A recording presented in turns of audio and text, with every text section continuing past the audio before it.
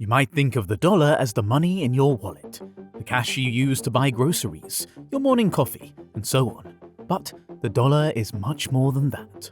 Across the globe, the dollar remains the world's favorite vehicle for foreign trade. In fact, it's the premier investment currency, primary intervention, and reserve medium for most, if not all, governments. Such popularity doesn't come easily. It's the result of a long and relatively enduring competitive market struggle that, as of today, has taken on much of the character of a self-reinforcing process.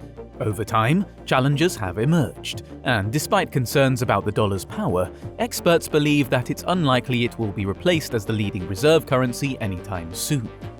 It allows us to have a great demand for our currency and for our bonds. So it often allows us to live a bit beyond our means, so we can borrow easily and at low interest rates in the world to finance economic growth. A fancy title it got about 80 years ago that has brought some pretty serious perks to the US economy. But is there any chance that the dollar will get knocked off its top spot? This is why the dollar may not fall just yet. Before we delve deeper, please take a moment to like and subscribe. The origins of the US dollar's global dominance can be traced back to the 1944 Bretton Woods Conference. Before then, most countries were using the gold standard, and their governments promised to redeem their currencies for their value in gold upon demand. But when World War I broke out in 1914, many countries suspended the gold standard in favor of paying their military expenses with paper money, which devalued their currencies.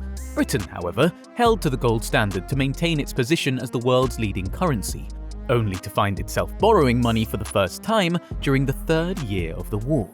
Thereafter, the United States became the preferred lender for many countries that wanted to buy dollar-denominated US bonds. In 1931, Britain finally abandoned the gold standard. England went off the gold standard and devalued the pound, sacrificing international status for domestic recovery, which decimated the bank accounts of international merchants who traded in pounds. During the Bretton Woods meeting, the world's developed countries pegged the exchange rate for all currencies to the US dollar, since the US held the largest gold reserves at the time. This agreement allowed other countries to back their currencies with dollars rather than gold. Herbert Hoover directed the Federal Reserve System to make changes that would, quote, keep the American dollar ringing true in every city in America and in the world. Countries had some degree of control over their own currencies in situations where the values of their currencies became too weak or too strong relative to the dollar. They were actually able to buy or sell their currencies to regulate the money supply. By the early 70s, countries began demanding gold in exchange for the dollars they held as a means of combating inflation. But instead of allowing Fort Knox, where the US stored the gold, to be depleted of all its reserves, President Nixon decided to separate the dollar from gold. And by that time, the dollar had already become the world's dominant reserve currency. One of the most critical aspects of the US dollar's global role today is its function as a reserve currency. A reserve currency can be described as one that is held by central banks in significant quantities. It is widely used to conduct international trade and financial transactions, eliminating the costs of settling transactions that involve different currencies. Central banks around the world hold a significant portion of their foreign exchange reserves in dollars, which they use occasionally to stabilize their own currencies and provide a cushion against economic shocks. Even though the dollar's share of central banks' foreign exchange reserves has decreased over the years, it is still almost twice as much as the euro, yen, pound, and yuan combined. Most currencies are used only within their own country, or in cross-border transactions that directly involve the currency's issuer. The dollar, however, is widely used for funding, pricing, trade invoicing, and settlement, as well as cross-border borrowing and loans, even in cases where the US is not directly involved.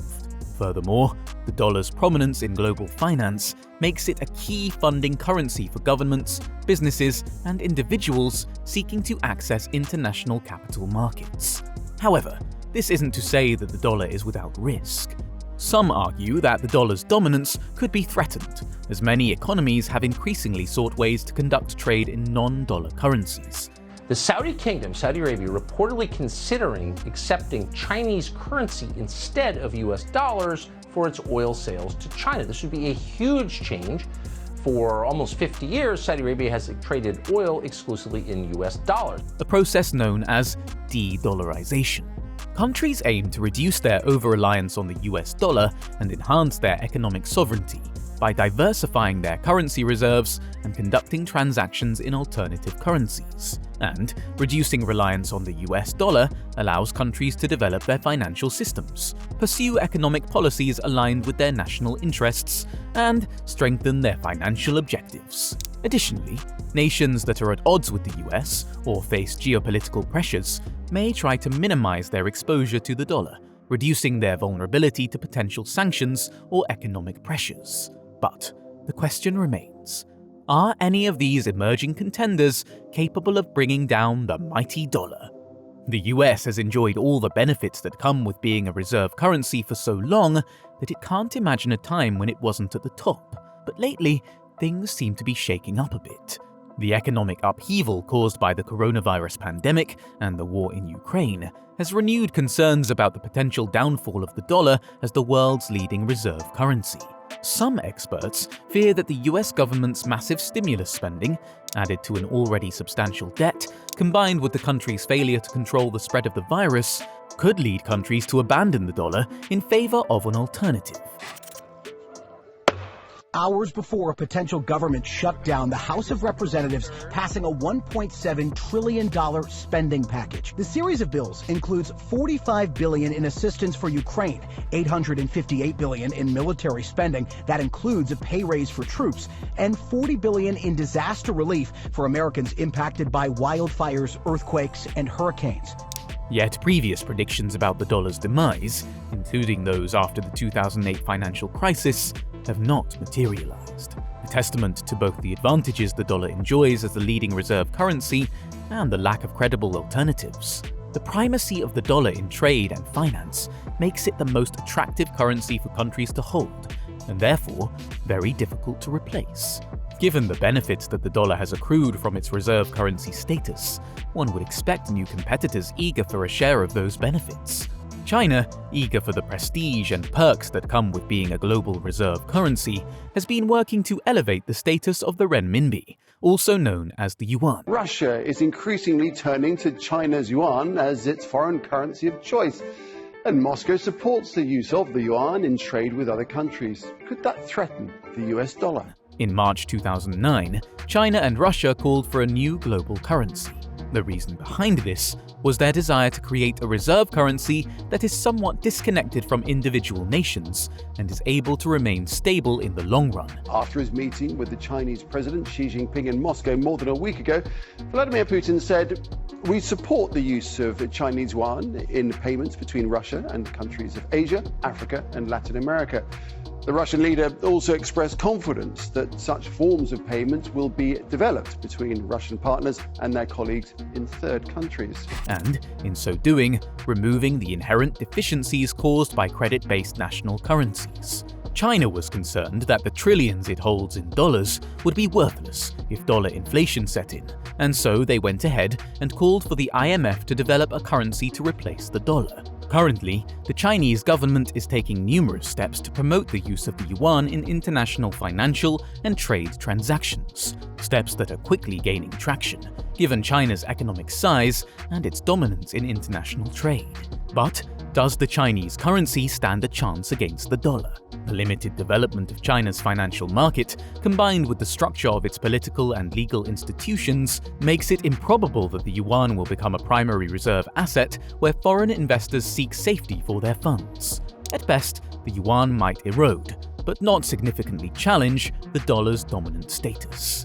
Another contender is the euro, which stands as the second most utilized reserve currency, accounting for roughly 20% of global foreign exchange reserves. It was believed back in 2001 that a merger of European currencies would quickly challenge the dollar's predominant role in international trade. After all, the European Union rivals the United States in economic size, exports, and boasts a strong central bank and a robust, developed financial market, factors that make its currency a conceivable challenger to the dollar. However, the absence of a shared treasury and a unified European bond market limits its appeal as a reserve currency. Of course, while the dollar's stature as a store of value remains strong, its roles as a medium of exchange and unit of account might wane over time. Financial market evolutions and technological advancements, which simplify cross-border financial transactions using alternative currencies, lessen the demand for the dollar. Yet, as financial assets denominated in US dollars, especially US government securities, continue to be the favored choice for investors prioritizing the safety of their investments, the dollar's position as the world's predominant store of value appears secure for the foreseeable future. It's reasonable to argue that no emerging market economies are poised to see their currencies reach reserve status, let alone challenge the dollar. So, what lies ahead? Many experts agree that the dollar will not be overtaken as the world's leading reserve currency anytime soon. Are you concerned about these actions by Russia and China to establish different reserves and conduct transactions in non-U.S. dollars? So the U.S. dollar is the widely accepted and really the only serious candidate for the world's principal reserve currency, and that's because of our democratic institutions, our liquid markets, the rule of law, and all those kinds of things, and also the fact that the dollar has held its value over time.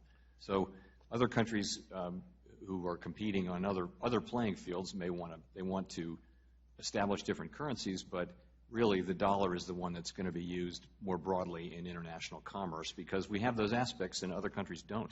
It's more likely that in the future it will gradually share its influence with other currencies. However, this trend could be accelerated by the aggressive use of US sanctions and increasing US financial instability. Some economists argue that a diminished role for the dollar is not a cause for concern. Ours is an era of dollar domination.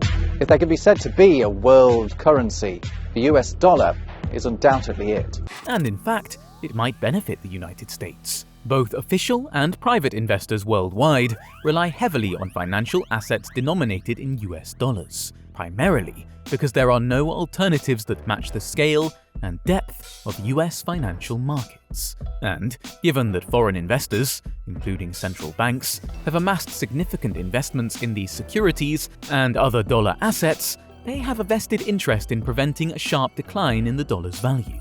Moreover, no other currencies or investments currently offer the same combination of safety and liquidity in the quantities that investors demand. This situation has given rise to what is known as the dollar trap.